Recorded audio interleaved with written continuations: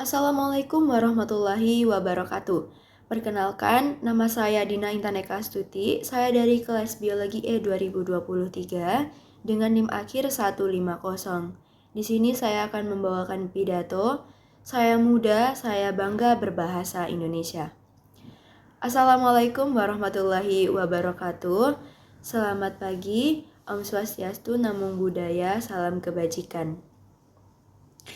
Yang terhormat Ibu Riri Rengganis dan yang saya banggakan teman-teman sekalian, marilah kita panjatkan puji syukur kehadirat Tuhan Yang Maha Esa, karena dengan rahmat-Nya kita bisa bertemu secara virtual pada pagi ini 30 September 2023. Hadirin sekalian, yang kita tahu bahwa pada tanggal 1 Oktober 2023, kita semua memperingati Hari Kesaktian Pancasila. Pancasila sendiri memiliki 5 asas yang perlu kita ketahui, yakni yang pertama adalah ketuhanan yang Maha Esa, kemanusiaan yang adil dan beradab, persatuan Indonesia, kerakyatan yang dipimpin oleh hikmat kebijaksanaan dalam permusyawaratan perwakilan, dan juga keadilan sosial bagi seluruh rakyat Indonesia. Pada asas pertama, ketuhanan yang Maha Esa, kita tahu bahwa di Indonesia itu memiliki 5 agama yang dianut oleh sebagian besar masyarakat Indonesia.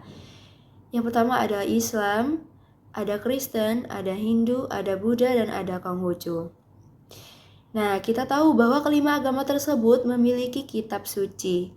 Nah, kita ambil salah satunya ada pada Islam. Islam memiliki kitab suci yang bernama Al-Quran. Dan Al-Quran sendiri menggunakan bahasa Arab sebagai bahasa yang digunakan dalam Al-Quran. Yang ditulis dalam Al-Quran seperti itu. Nah, pada masyarakat Indonesia sendiri itu belum paham apa arti yang dimaksud di dalam Al-Quran. Karena memang dalam Al-Quran itu menggunakan bahasa Arab. Nah, kebanyakan masyarakat Indonesia belum mengerti dan belum paham maksud dan arti dari bahasa Arab tersebut, dari kitab suci tersebut, dari kitab suci Al-Quran. Maka orang-orang di Indonesia berinisiatif untuk menerjemahkan bahasa Arab tersebut menggunakan bahasa Indonesia agar rakyat Indonesia bisa mengerti apa yang dimaksud oleh Al-Quran, apa sih makna dari Al-Quran tersebut, seperti itu. Maka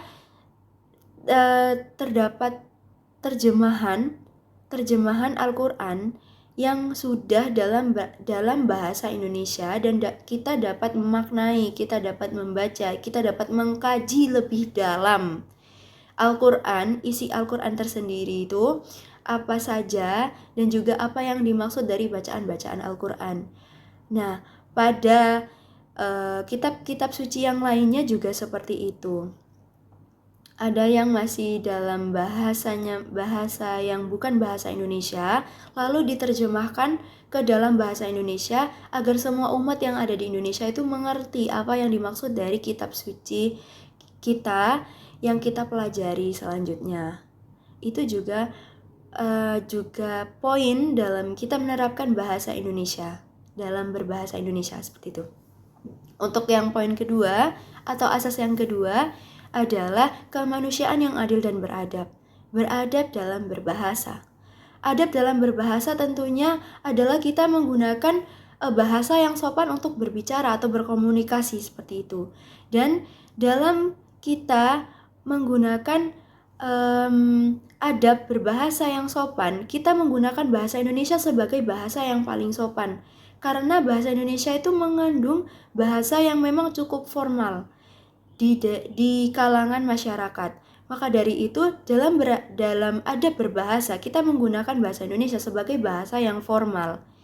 Dan itu juga termasuk poin kita dalam menerapkan memperingati Hari Pancasila di poin kedua, yakni dalam beradab dalam berbahasa.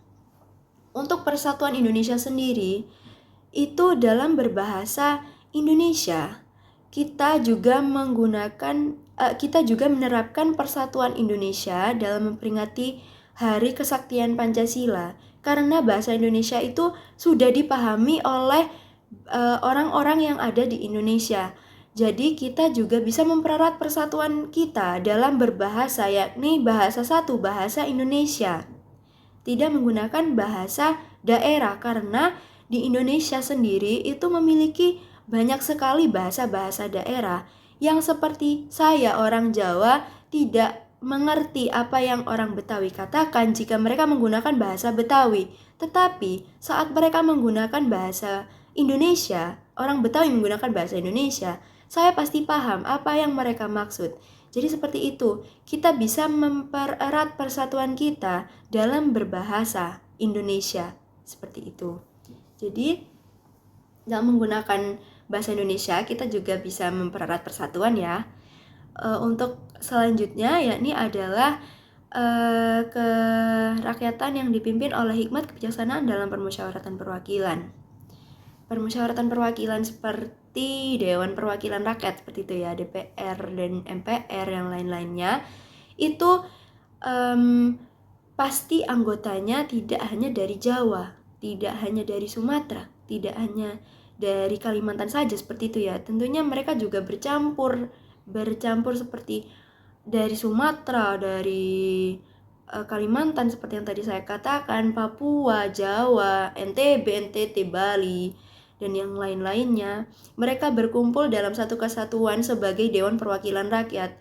Mereka di sana menggunakan bahasa Indonesia sebagai bahasa persatuan, bahasa yang digunakan dalam bermusyawarah, dalam berkomunikasi tentunya, karena jika jika anggota-anggota DPR menggunakan bahasa mereka masing-masing, tentunya anggota yang lain tidak mengerti atau tidak paham apa yang dikatakan oleh anggota tersebut.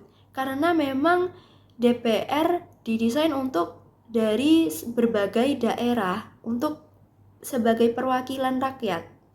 Jadi mereka harus menggunakan bahasa Indonesia sebagai bahasa untuk berkomunikasi dan juga bermusyawarah. Mereka juga berasal dari Sumatera, dari Kalimantan, dari Papua, dari Bali, dan juga lain-lainnya. Dan mereka tetap menggunakan bahasa Indonesia sebagai bahasa untuk berkomunikasi dan bermusyawarah, agar semua anggota dalam bermusyawarah itu mengerti dan paham apa yang dimaksud saat anggota tersebut berbicara seperti itu, atau berkomunikasi. Dan untuk yang terakhir adalah keadilan sosial bagi seluruh rakyat Indonesia. Pada saat kita menggunakan bahasa Indonesia, kita juga termasuk adil dalam berbahasa. Karena seperti yang saya katakan sebelumnya, memang orang-orang Indonesia itu tidak paham jika mereka menggunakan bahasa daerah masing-masing.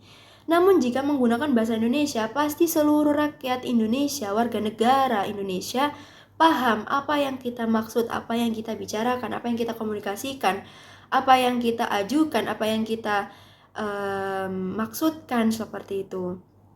Jadi kesimpulannya dari semua yang saya bicarakan pada saat ini adalah kita harus tetap menggunakan bahasa Indonesia dalam kehidupan sehari-hari. Itu juga merupakan cara kita untuk memperingati Hari Kesaktian Pancasila dari 5 asas tersebut. Jadi kita harus tetap menggunakan bahasa Indonesia sebagai bahasa sehari-hari, tidak hanya dalam konteks yang formal, tapi juga dalam konteks yang informal kita harus tetap menggunakan bahasa Indonesia agar semua orang mengerti dan paham apa yang kita bicarakan tentunya. Dan kita harus tetap bangga menggunakan bahasa Indonesia karena bahasa nasionalisme kita adalah bahasa Indonesia yang memang dari dulu turun-temurun menggunakan bahasa Indonesia. Dan contohnya saya, yakni saya muda, saya bangga dalam berbahasa Indonesia. Yuk terus terapkan bahasa Indonesia sebagai bahasa nasionalisme kita. Nah, demikian pidato yang dapat saya sampaikan. Kurang lebihnya mohon maaf. Wassalamualaikum warahmatullahi wabarakatuh.